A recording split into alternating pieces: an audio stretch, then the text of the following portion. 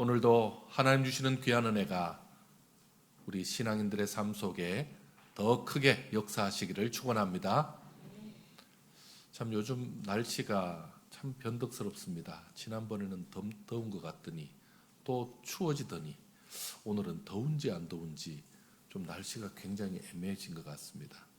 그래도 하나님께서는 하실 일 다 하고 있고 우리도 해야 될 일 다 해야 됩니다.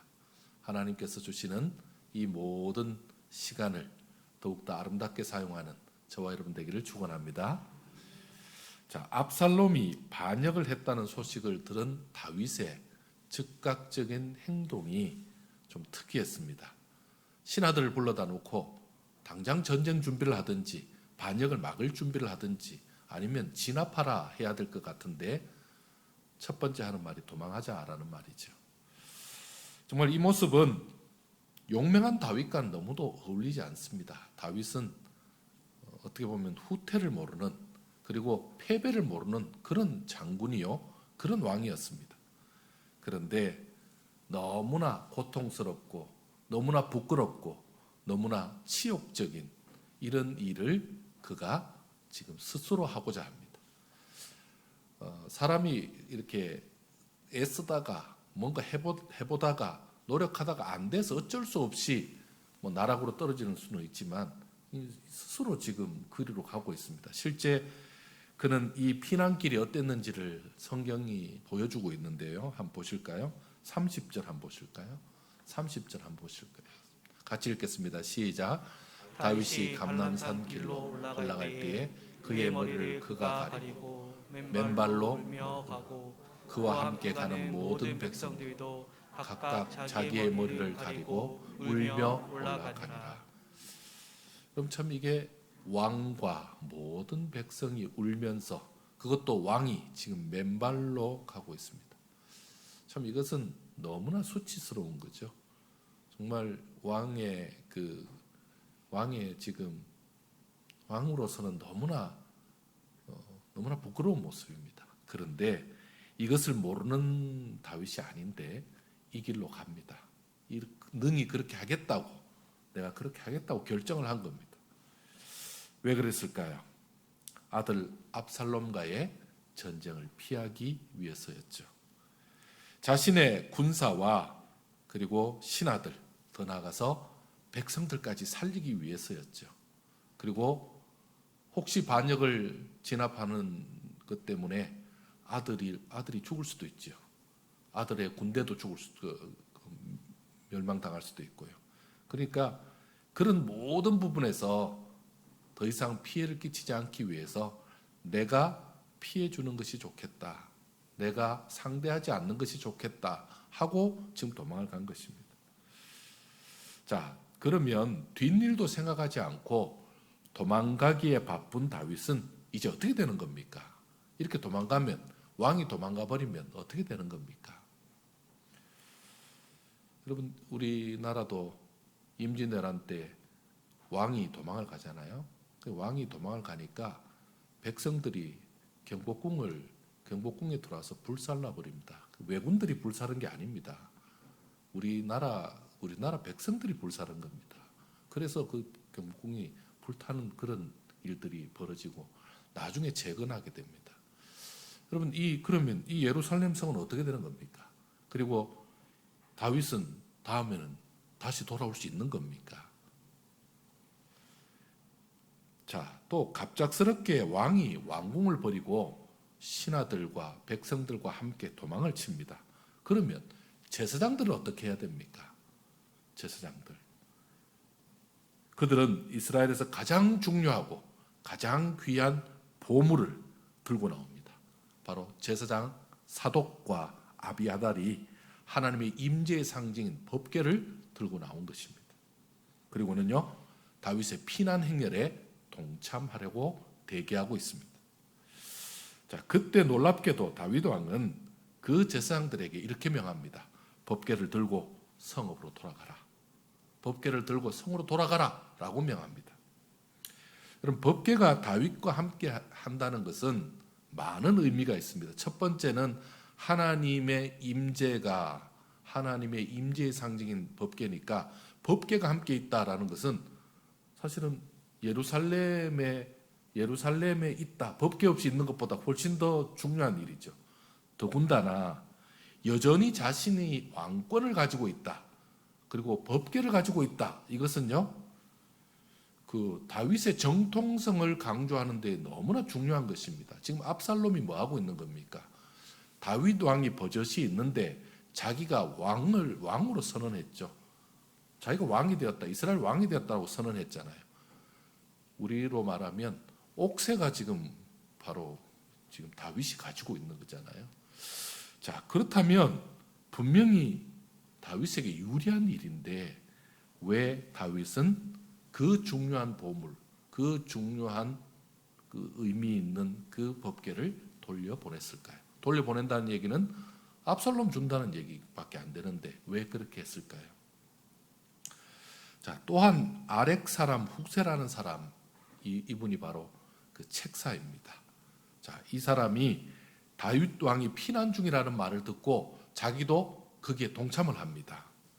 그래서 찾아왔습니다. 그런데 다윗은 책사인 후세마저 압살롬에게 돌려보냅니다. 압살롬에게 가라, 그렇게 말합니다. 위기 가운데 책사는 어떤 병력, 어떤 전력보다 중요합니다. 왜냐하면 정책을 정확하게, 상황 판단을 정확하게 해줄 수 있기 때문에 대단히 도움이 됩니다. 그것을 너무도 잘 아는 다윗입니다. 그런데 왜 이 후세라는 책사를 돌려보냈을까요? 혹시 왕권을 다 포기한 겁니까? 이제는 뭐 더 이상 내가 감당 못하겠다, 포기한 겁니까?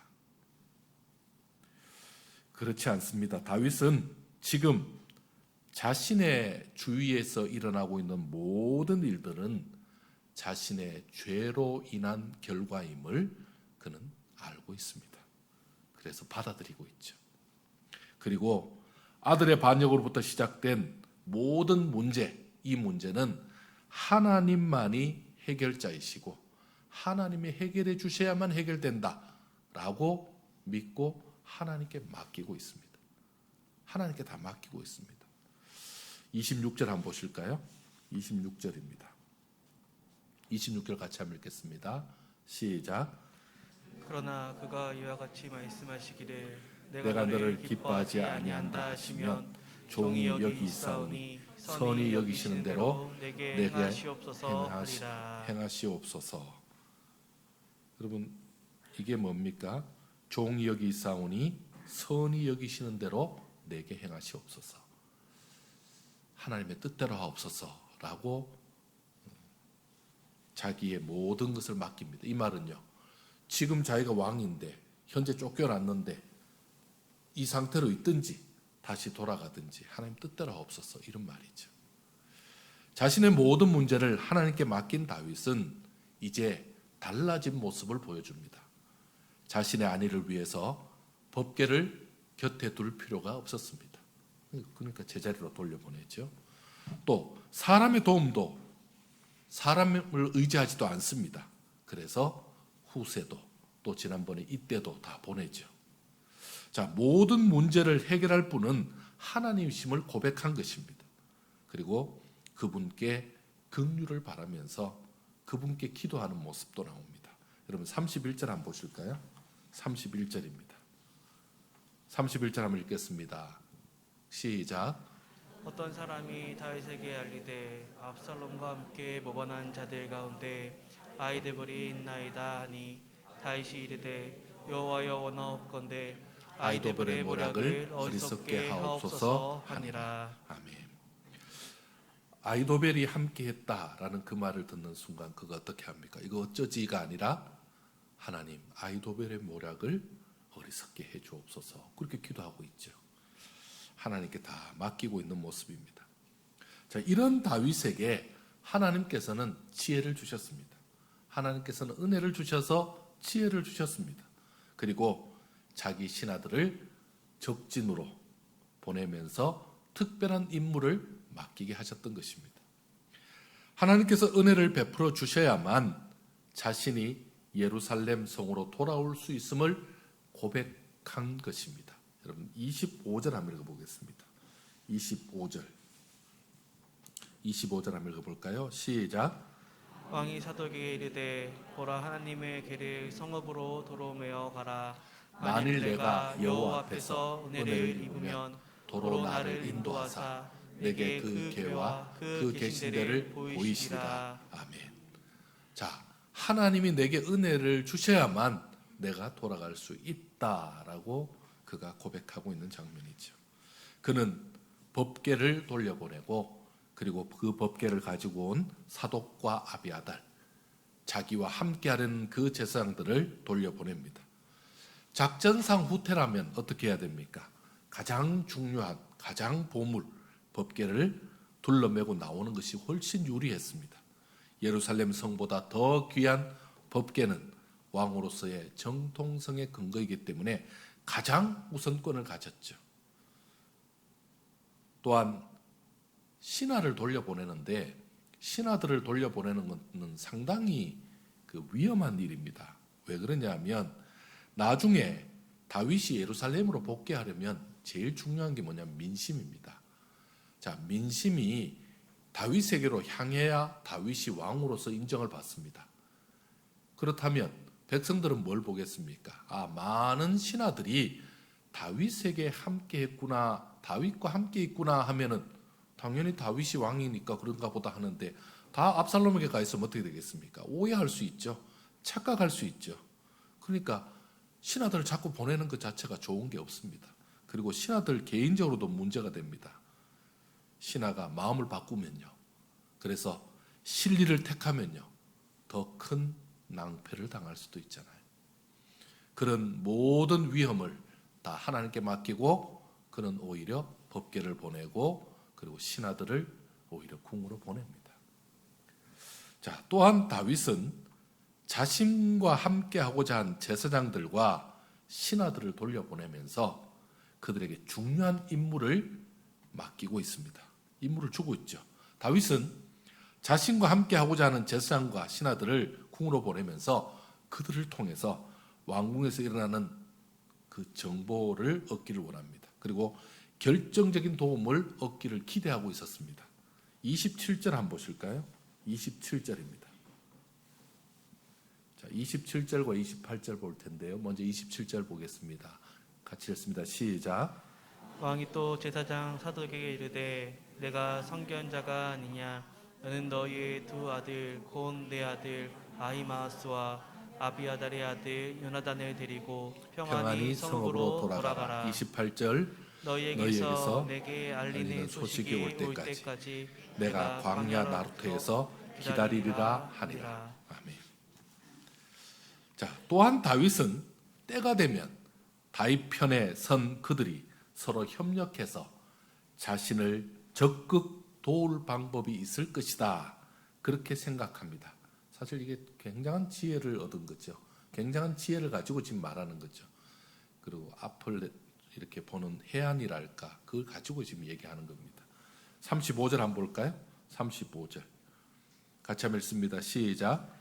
사독과 아비아달 두 제사장이 너와 함께 거기 있지 아니하냐.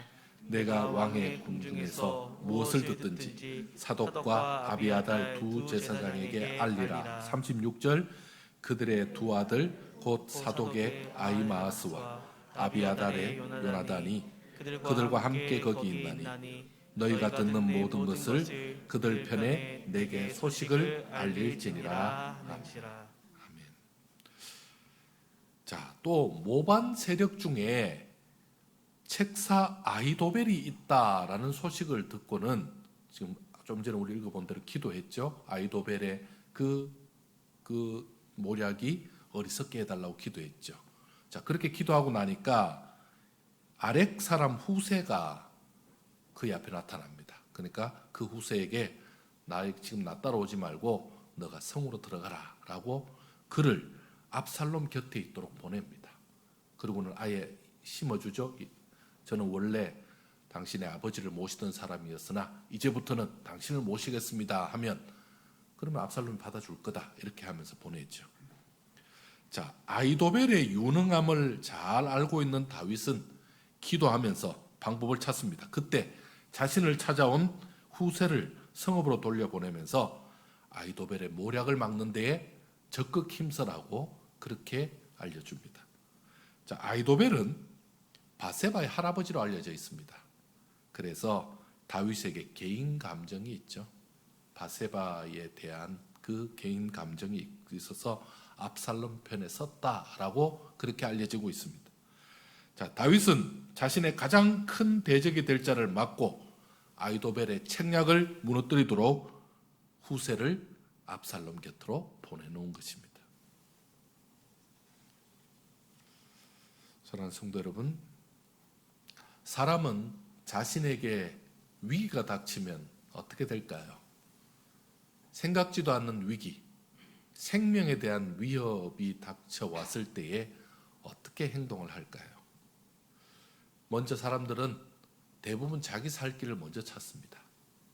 그리고 심지어 극단적인 자기 위주의 행동을 합니다. 사실 우리도 그렇지 않다라는 보장을 할 수가 없습니다. 왜요? 그 상황에 안 처해 보면, 다 안 그렇다고 얘기하지만 상황에 처해 보면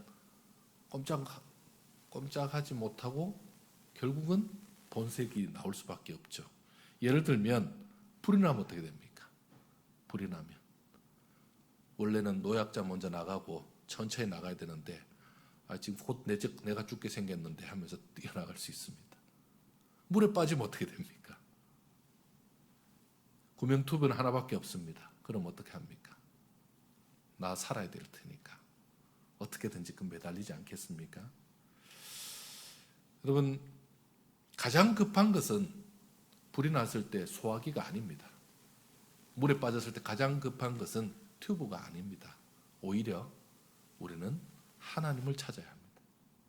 하나님께서 소화기도 발견하게 하시고 튜브도 발견하게 하시고 그리고 또 다른 사람이 나를 발견해서 구해주기도 하실 것입니다.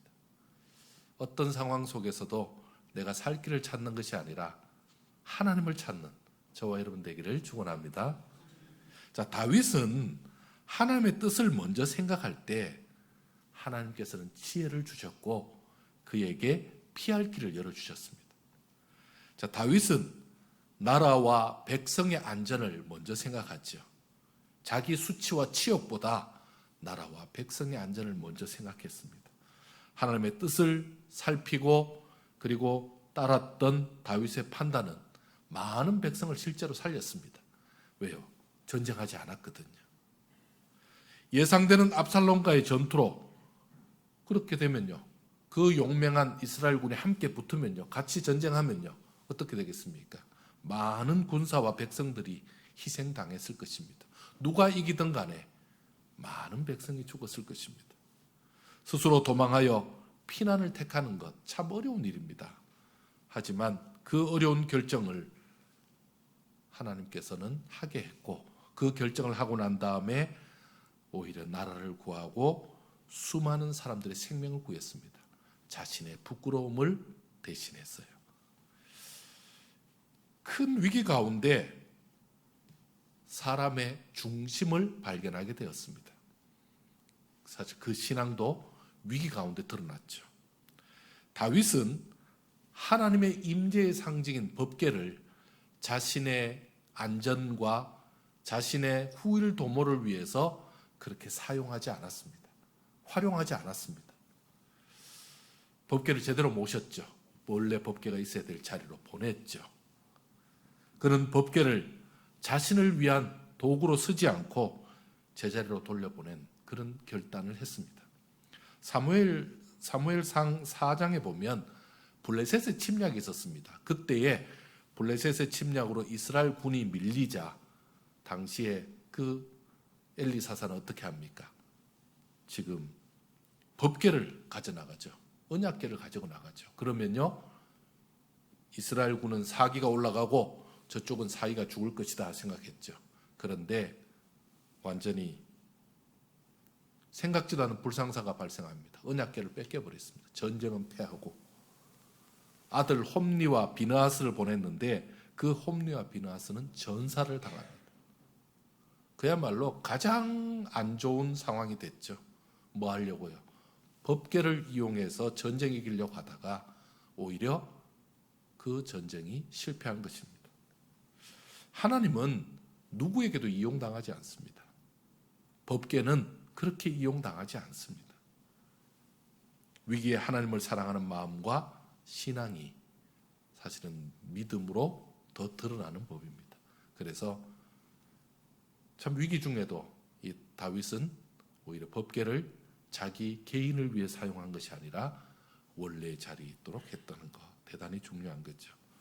또 사독과 아비아달 제사장, 후세와 같은 신하들의 그 충성이 위기 가운데 가장 강력한 빛이 되었죠. 그들은 위기 상황 속에서 양쪽을 저울질하지 않았습니다. 여러분 지금 줄을 잘 써야 될 때잖아요. 자, 도망가고 있는 다윗을 계속 충성할 것이냐, 떠오르는 압살롬에게 충성할 것이냐, 그들이 양쪽 저울질했다면 어떻게 됐겠습니까? 그들은 저울질하면서 자신의 유익을 찾지 않았습니다. 끝까지 위험을 무릅쓰고 왕명을 따랐습니다. 그리고 왕이 명령해 준 대로 그 사명 가지고 성읍으로 돌아가서 자신들의 할 일을 잘 해냈습니다. 자신의 소임을 다한 그들이야말로 진정 하나님께는 신앙인의 모습을 보여주었고, 그리고 나라와 왕 앞에서는 충신이라는 이름으로 그야말로 영웅다운 모습을 보여준 것입니다. 여러분, 우리는 어떤 신앙인입니까? 어떤 신앙인으로 남고 싶습니까? 하나님 앞에 한결같은 그런 신앙인 되시길 바랍니다. 우리 교회는 지금까지 거의 60년 가까이를 지금 이 자리를 지켜왔잖아요. 그렇다면 정말 그 신앙 가지고 더욱더 하나님 앞에 정말 한결같은 모습이 되기를 원합니다. 코로나가 닥치고 어려움이 오고 또 우리에게 신앙의 위기가 올지라도 여전히 한결같이 이렇게 자리를 지키는 여러분들이야말로 하나님이 기뻐하는 그런 귀한 분들인 줄 믿습니다. 자신의 그 사명의 자리에서 한결같이 충성하는 모습 대단히 중요합니다. 여러분, 충성은 언제 빛납니까? 위기 가운데 빛나죠. 충성이라는 것 자체가 한결같다. 그리고 변하지 않는 모습이죠. 그래서 그 심지와 의지가 그대로 앞과 뒤가 같은 모습으로 드러나는 것이 바로 충성된 모습인데, 뭐 누가 본다고 충성하고 누가 안 본다고 충성하지 않는 것이 아니라 내가 무엇인가 또 다른 유리한 게 있다고 그것을 따르는 것이 아니라 내가 손해가 되든 내가 별로 다른 사람이 알아봐주지 않든 내게 유익이 되든 안 되든 상관없이 똑같이 한결같이 일하는 그 모습, 또 한결같이 자신의 책임을 다하는 그 모습이 바로 충성된 자의 모습 아니겠습니까? 내 뜻이 아닐지라도, 또 내가 원하는 소원이 아닐지라도, 내가 원하는 방법이 아닐지라도, 방향이 아닐지라도 하나님이 원하신다면 나는 거기에 순종하겠습니다. 하나님께서 내가 지금보다 좋은 자리가 아닌 불편하고 어려운 자리를 하나님 보내신다면 저는 그거 따르겠습니다 라고 말할 수 있는 참 그런 용기 있는 자, 그렇게 하나님 앞에 내놓을 수 있는 자, 참 그야말로 그런 분들이 충성하는 자요, 믿음 있는 자 아니겠습니까? 오늘 이 말씀을 통해서 우리의 모습을 돌아보는 우리 성도님들 되시길 바랍니다. 하나님께서는 우리에게 많은 것을 보여주셨습니다. 또 많은 것을 선택할 수 있는 기회를 많이 주셨습니다. 시간도 주셨고 많은 것들을 보여주셨고 또 많은 것들에 관심도 갖게 하셨습니다. 그런데 그 중에서 하나님을 택하시고, 그리고 하나님의 말씀을 택하시고, 그 중에서 하나님의 은혜를 기억하시고, 그리고 하나님 앞에 한결같은 충성의 모습을 보이는 참 그런 귀한 신앙인들 되신다면 우리 하나님이 더 놀랍게 축복해 주시고 더 큰 사랑으로 함께 해 주실 줄 믿습니다. 이와 같은 삶을 사는, 또 그것을 기쁘게 여기는 저와 여러분 되시기를 축원합니다. 기도하겠습니다. 하나님 참 감사합니다. 이 시간에 하나님의 귀한 말씀 앞에 우리 자신을 돌아봅니다. 우리는 이 땅에서 많은 유혹들을 받습니다. 언제나 우리는 마치 물건을 고르듯이 이것이 더 좋은가 저것이 더 좋은가 고심할 때도 많이 있습니다. 그러나 우리 하나님은 한 번도 우리에게 그렇게 고심하거나 그렇게 고른 적이 없이 우리를 택하시고 우리에게 축복하시고 우리에게 은혜를 베풀어 주셨습니다. 그 하나님의 사랑을 알고 우리도 한결같은 마음으로 이 땅에서 하나님 향해 하나님이 기뻐하는 길을 향해 주의 뜻을 향해 나아가는 참으로 복된 성도들의 삶이 되게 하여 주시옵소서. 우리의 중심이 신앙으로 하나 되게 하시고 우리의 그 중심이 참으로 하나님을 향한 충성으로 빛나게 하여 주시옵소서. 그와 같이 아름다운 신앙으로 사는 저들에게 축복해 주시고 은혜를 더하여 주시옵소서. 저들이 이 땅을 살아갈 때 주위의 많은 것들 때문에 흔들리는 것이 아니라 오히려 앞길 하나님의 뜻을 바라보면서 더욱더 주의 영광 위에서 매진하는 우리 복된 성도들의 삶이 되게 하여 주시옵소서. 축복해 주시고 함께 해 주시는 예수님의 이름으로 기도드리옵나이다. 아멘.